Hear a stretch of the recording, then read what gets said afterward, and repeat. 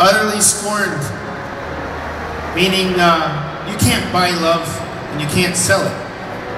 You can't sell it or buy it. But the point is, even a river couldn't put out that fire. So if you were to submerge the burning fire of the love of God in a river, it wouldn't be put out by the river. That's a miracle, right? So it's a miraculous kind of love that even overcomes all the torrents of a river. Same thing.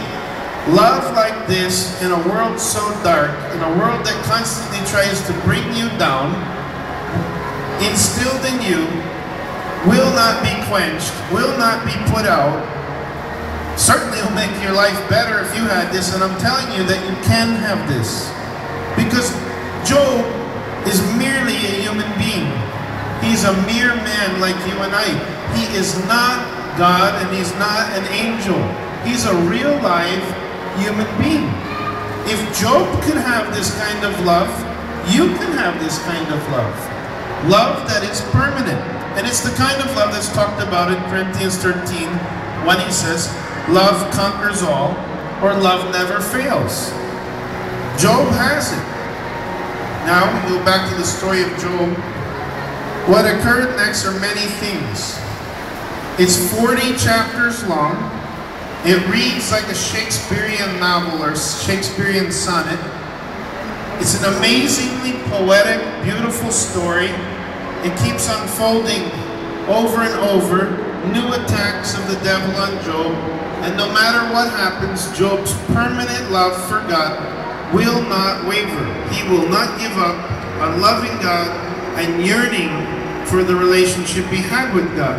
He does get to the point of saying, Lord, is there something I did wrong to deserve this?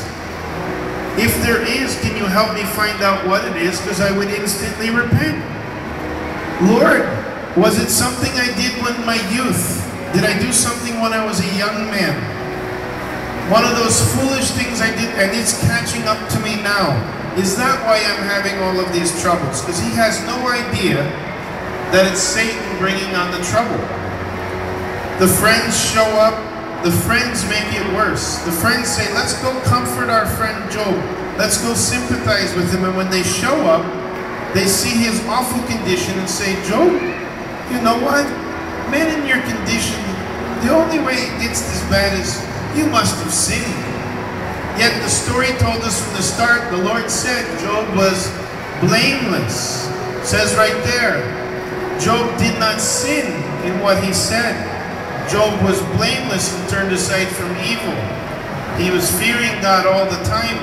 And Job is trying to say, friends, I agree with you if I had sinned, but the problem is I've done no sin worthy of this kind of punishment or this kind of treatment, this unfair treatment.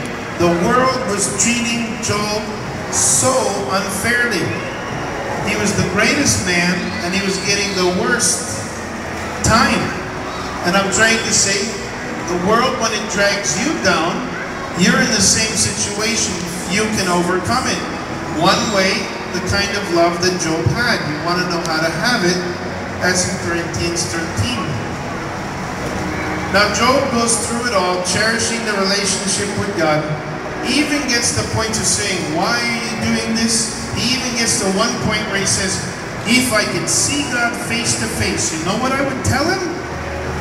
I would argue with him my case. I would tell him why I think what he's allowing to happen to me is so unfair. I would show him my life, my lifestyle, and I would say, it's unfair, God, that you did this and that, or you allowed this and this and this and this. But in all of that, he's not sinning.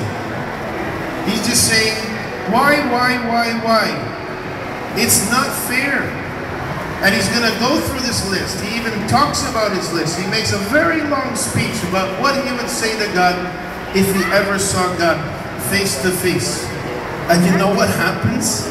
By the end of the story, God shows up face to face, in person.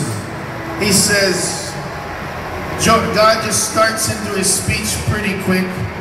starts talking about the things that God can do, just simply shows up and shows Job how grand, how amazing, how wonderful he is.